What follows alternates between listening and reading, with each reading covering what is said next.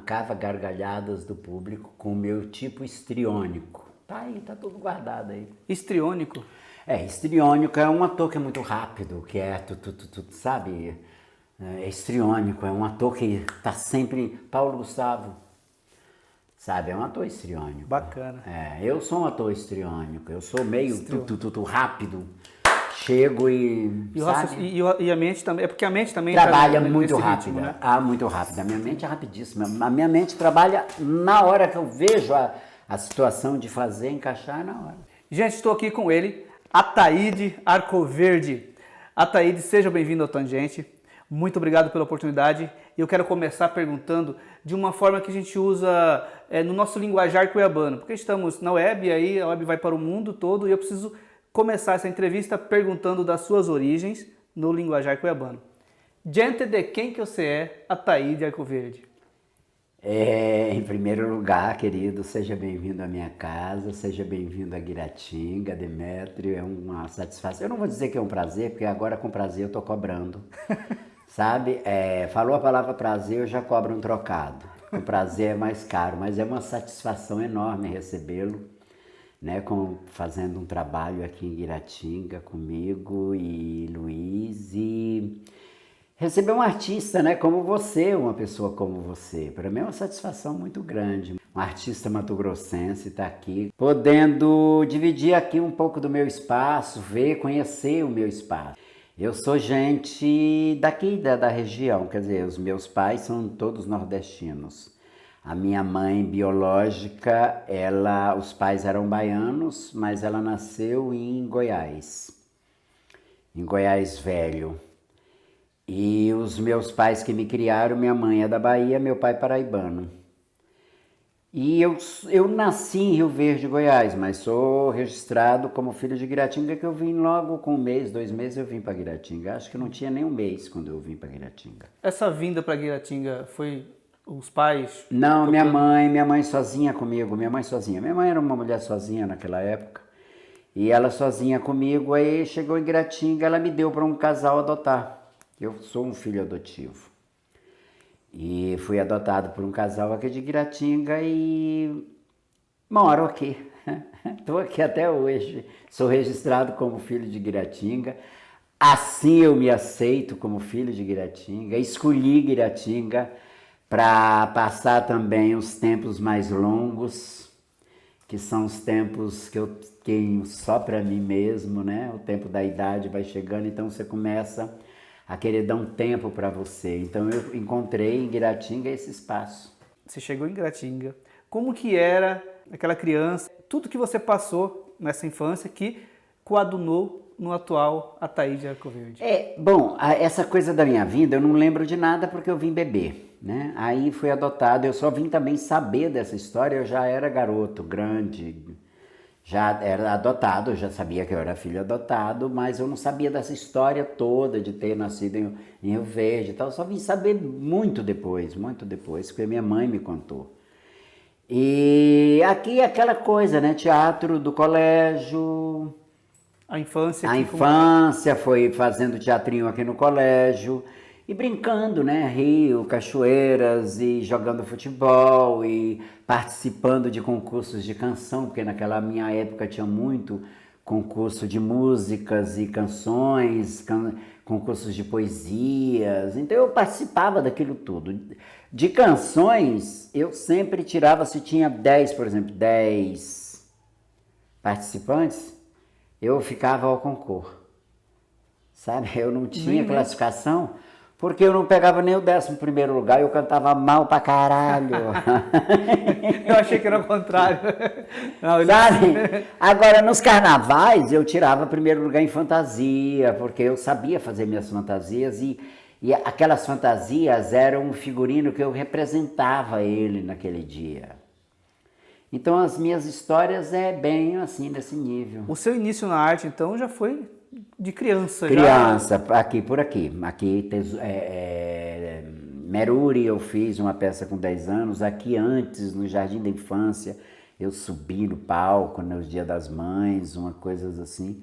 Foi com os padres salesianos, né? Essa coisa dos padres salesianos de esse teatro elisabetano, de palco, de ponto, de tudo. Eu ainda sou daquela época, que ficava uma pessoa no ponto lá, na frente do palco, tinha aquele, né?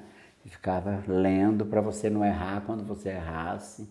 Agora não, agora você tem que chegar e mandar ver e decorar e tudo, mas agora também você tem peça que você ensaia 1 ano, 2 meses, 3 meses, 1 mês e meio.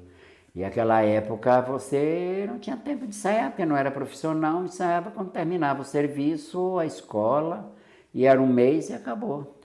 Fazendo teatro aqui em Guiratinga, naquela realidade, como que foi isso? Você chegou a apresentar peças, organizar eventos? Não, eu fazia assim, tem uma coisa da minha infância, que quando chegavam os circos aqui, tinha os números das coisas. Aí eu representava isso lá no quintal de casa, chamava os meninos, tal, tal. Isso está no meu documentário, Ataíde Arco Verde, Garimpeiro das Artes. A gente vai deixar o link aí embaixo para a galera conferir. Conta essa história toda, essa passagem toda. Mas a coisa do teatro em si, eu não tinha muita noção do que era ser ator. Eu fazia uma coisa aqui da cidade, com pessoas, e eram muito poucas pessoas que topavam fazer. Era eu, o padre e uma meia dúzia que tinha, sabe, uma gana de fazer. Era uma coisa muito doméstica, muito só da cidade, muito só para as pessoas da cidade. A gente não tinha uma visão mais aberta de fazer um grupo de teatro, por exemplo, de fazer uma peça onde a gente pudesse viajar pelos municípios. A gente não tinha essa visão. Fazia 2 apresentações, ensaiava 1 mês, fazia 2 apresentações e não fazia nunca mais. Eram umas coisas assim. Uhum. E aí, como que foi essa saída de Guiratinga? Você chegou a sair ou te descobriram em Guiratinga? Não. Eu saí de Guiratinga, eu era estudante, fui fazer economia no Rio. Não, lá no Rio de Janeiro é que eu resolvi fazer cinema primeiro. Eu fui fazer figuração em cinema. E aí conheci, logo que eu cheguei, eu fui para o Rio bem antes, em 72 eu fui a primeira vez. Aí depois eu fui a segunda vez em 75. Aí eu fui para morar em 76. Em 76, quando eu fui para morar, eu encontrei uma menina que era empregada doméstica lá num apartamento, fazia diária naquela época, umas coisas assim. Aí ela virou e eu falei, aonde você vai? Maria Osete era o nome dela, uma mulata lindíssima. Ela falou, vou fazer figuração no filme, você não quer ir não? Eu falei, quero. Aí ela me levou. Quando chegou lá, ela me colocou como figurante nesse filme. Ela chamou o diretor, ela pediu um conchave lá com o diretor, porque o diretor era apaixonado por ela também. Põe ele, eu não me lembro o nome do filme, eu não sei se era Amor Bandido, Coração Bandido, ou era um filme que inclusive o Stepan Essessian fazia. E aí eu fiz uma figuração de um cliente sentado na mesa da boate, onde tinha um travesti que cantava uma música que eu me lembro até hoje. Porque tu quieras, coração, um tango. Tal. Foi a primeira vez que eu fiz uma figuração em cinema. Aí conheci lá pela figuração, mais de outro filme, um amigo que estava fazendo o curso do Jaime Barcelos. Aí fui pro curso do Jaime Barcelos. Aí é uma bola de neve. Aí não dá para contar. Detalhes, senão eu teria que ficar semanas contando cada curso, cada coisa. Rapaz. Entendeu? Mas foi o início, foi assim. Teve um começo no Rio de Janeiro. Aqui, eu consideraria o pontapé inicial. Mas o começo de uma carreira assim, sólida, artística, com curso de teatro, fazendo alguma coisa relacionada a teatro, a cinema, foi no Rio. E toda a minha formação foi no Rio de Janeiro. Quando eu fiz a primeira peça em São Paulo, em 76... Troia e Lucrécida, do Shakespeare, direção do Jô Soares. A primeira peça que eu fiz em São Paulo, com um elenco de 23 pessoas, os atores mais top, os maiores atores vivos hoje do teatro de São Paulo. Todos na peça. Todos. Nossa. Todos. Turna do EC, a Maria Fernanda Cândido e a Adriane Galisteu era o time feminino. Mas os atores eram os melhores. Inclusive, Fernando Pavão, que fez Hércules na Record, que faz agora Gênesis. Aí tem Nicolas Trevigiano, que fez filmes agora com americanos, com não sei o quê. Só ator mesmo... Consagrado, né? Premiadíssimos. Eu era o único que não era premiado. E fui o único premiado nessa peça, indicado a prêmio de melhor ator coadjuvante no estado de São Paulo. Para mim, isso já foi uma vitória. Que prêmio. É conhecimento, né, do trabalho. E sempre no humor? Sempre trabalhando com humor? Não, eu faço tudo, já fiz de tudo, faço tudo. Eu não sou pregador, pelo contrário, eu sou muito mais forte na tragédia do que na comédia. As pessoas talvez não saibam, né? Porque... Não saiba, mas nossa, eu tenho feito trabalhos já. Eu já fiz coisas assim que falam, nossa, dá vontade de chorar. Eu fiz uma peça, minha última peça, daqui ninguém me tira. Tanto eu chorava no final da peça, como eu abri a plateia. Teve um senhor em São Paulo que ele virou e falou para mim, olha, eu nunca esperei na minha vida, nunca imaginei que o senhor fosse um ator de uma grandeza tão grande, de um paralelo, porque de todos os espetáculos, pelo mesmo os mais pesados, os mais tristes, o único que rolou uma lágrima do meu olho foi vendo o senhor no palco, fazendo esse papel. Eu fiquei emocionadíssimo, porque ele falou isso para mim, caindo água do olho dele. E ficou todo mundo em volta olhando, tal. Ele falou, você fica bem exaurido, né? Eu falei, fico. Primeiro porque eu fico num salto de sapato alto 12 centímetros. Eu faço a peça 1 hora em cima de um salto alto de 12 centímetros, subindo e descendo escada, cantando e usando roupa, tirando boaz e não sei o quê. E aí tem essa tragédia toda no final dessa história toda, que é uma história muito engraçada, hilária, mas que é o tragicômico. Sim. E essa energia toda que você transmite, até no andar, no falar, no olhar, uma energia, uma vitalidade, como que você consegue manter isso, tudo isso, depois de algum tempo já de caminhada, né?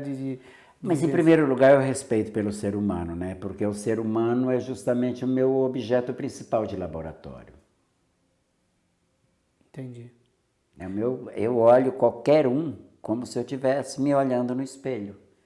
Por quê? Porque amanhã eu posso estar falando com você, de repente, se eu cismar que eu quero criar um personagem e fazer esse tipo que você tem, de pôr sobrancelha, de olhar, é só uma questão de você estudar. Então, ou seja, qualquer ser humano, mesmo que não seja na aparência, você pega no psicológico da pessoa. Você fala, tá aí. A mansidão dessa pessoa me agrada. Vou observar ela para eu colocar num personagem. Tá aí. A rapidez de raciocínio dessa pessoa me agrada. Sabe? Quer dizer, cada um é um laboratório. Para o ator Eu não sei se eu faço teatro ou o teatro é que me faz. Para mim, eu olho, eu brinco com todo mundo, eu não tenho reservas com nada, nem com ninguém. Direitos todo mundo tem que ter. Querido, imagina você viver num planeta onde você tem uma coisa chamada fator RH, que é o fator sanguíneo, né? AB, A, B, O positivo, O negativo, em suma. Você chega, vai fazer um filme na China. Você 6 pessoas na equipe, cada um com tipo sanguíneo diferente ou não compatível, ou 2 iguais, mas não é compatível com o seu. Acontece um desastre. O que você faz da sua vida se precisa de uma transfusão de sangue? Você tem que procurar um chinês que é compatível com o seu fator RH. E assim é na África, assim é em qualquer lugar do planeta. Para mim, o homem sempre foi um só. Não tem gente, divisão. É um só. Homem é homem. Não, acabou. Cada um é que vive a sua vida, faça dela o que quiser. Sabe? É meu pensamento. Já entrando um pouco nesse assunto também do ser humano, sociedade, comportamento, na atual conjuntura está difícil fazer humor.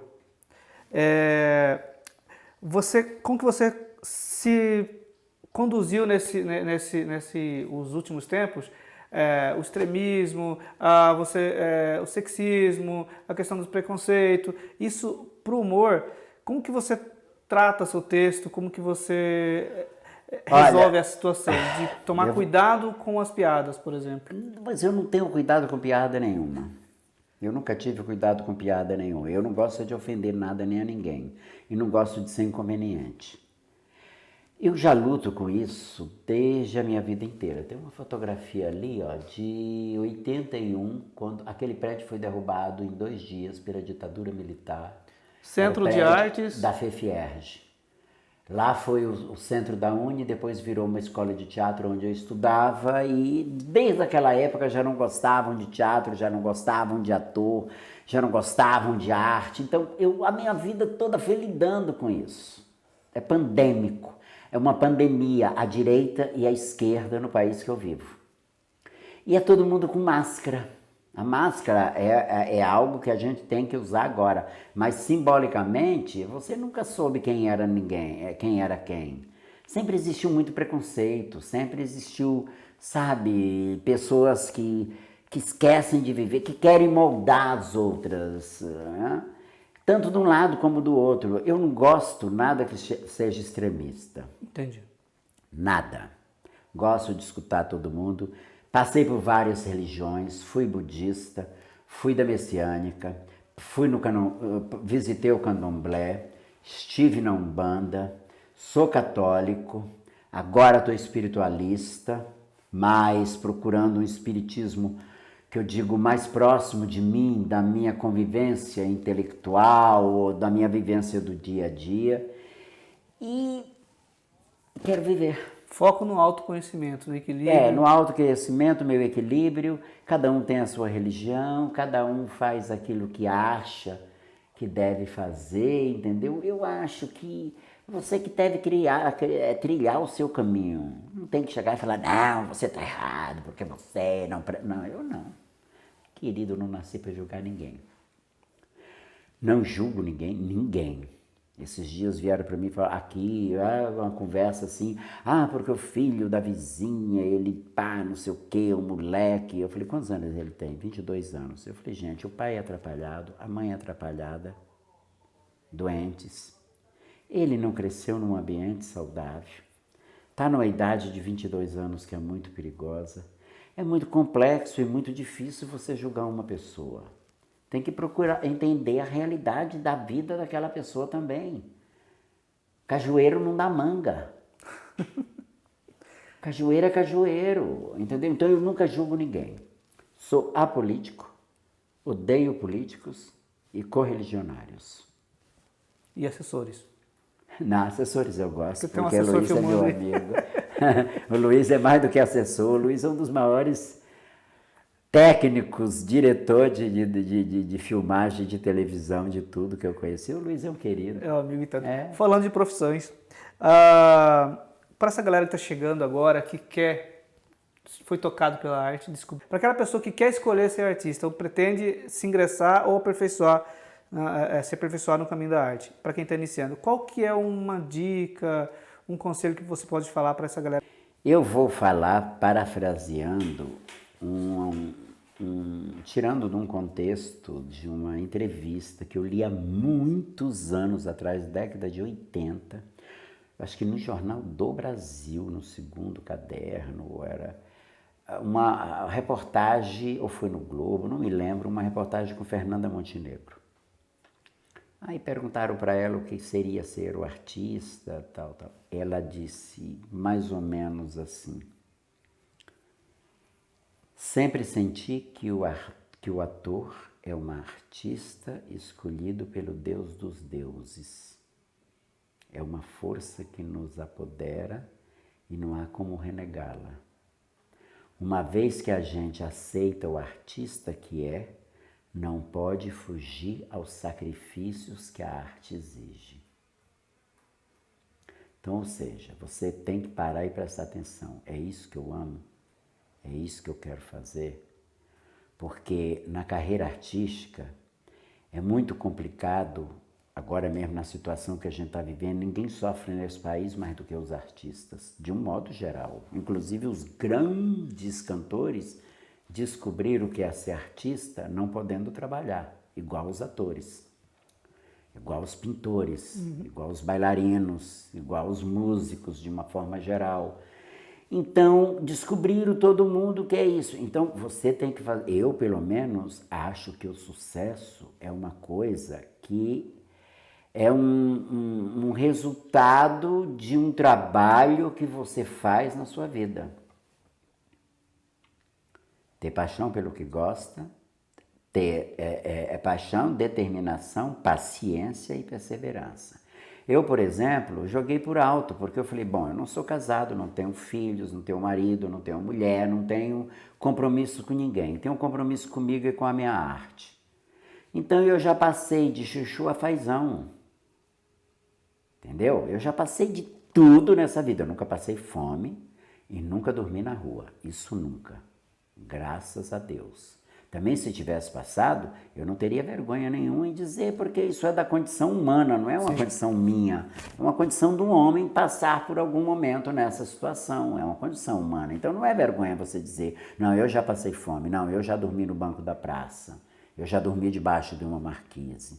É porque você sabe que chegou um ponto que você tinha que passar por aquilo ali para seguir em frente. Agora é seguir em frente, né?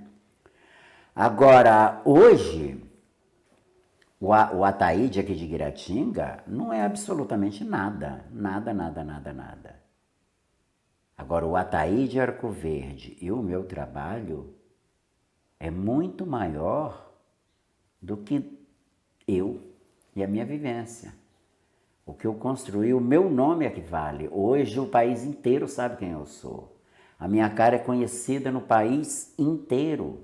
Isso foi tudo fruto de trabalho. Eu nunca liguei para uma revista pedindo uma reportagem. Pelo contrário, já liguei muitas reportagens para muitas revistas. Que queria saber se a Catiúcia estava grávida, de quantos meses, quem era o marido, se estava noiva. Eu não falo da vida dos meus amigos, primeiro porque eu preservo eles. Sim. Como eles me preservam. Eu digo ela como exemplo, mas vários outros. Ah, fulano está doente. Não, não falo. Não dou ousadia. Sim. Nunca dei. Não gosto. E quando alguém entra nesse campo comigo, eu já fico meio espantado, sabe? Mas é nesse nível assim. Agora, para quem está começando, tem que ter cultura. É fundamental ter cultura.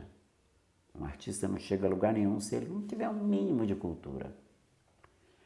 Hoje, o artista, como ele atinge todas as mídias, ele tem que ser muito melhor preparado. Então ele tem que cantar, dançar, lutar judô, pular de paraquedas, andar de patins, sabe? Ele tem que se sujeitar e aprender a andar de cavalo, está disposto a fazer tudo, porque o cinema... E a televisão, o teatro está aí requisitando o tempo inteiro. Então você tem que ser uma pessoa sem frescura, atirada, predisposta a fazer. E está disposto a ir do lixo ao luxo. Ao luxo, é isso aí. Bacana. Essa foi a entrevista com a Ataíde Arco Verde. Nosso programa está chegando ao final. Não dá tempo de contar nem 5% da vida desse grande artista mato-grossense. Mas vocês vão acessar aqui o link que eu vou deixar no programa para assistir um documentário, né, que conta toda essa trajetória e conferir e faça os comentários lá também, tá?